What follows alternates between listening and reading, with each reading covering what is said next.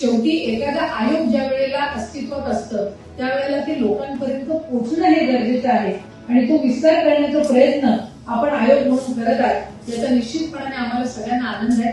आज ज्यांना ज्यांना पुरस्कार दिला जातोय माझी त्या सगळ्यांना विनंती आहे की आम्ही बालधोरणावर काम करत आहोत आणि यंदाच्या वर्षी आम्हाला बायकांसाठी उत्कृष्ट असं धोरण हे त्यानिमित्ताने पहिल्यांदाच आणायचंय। बाल धोरण आणणारं महाराष्ट्र राज्य हे पहिलं राज्य ठरणार आहे।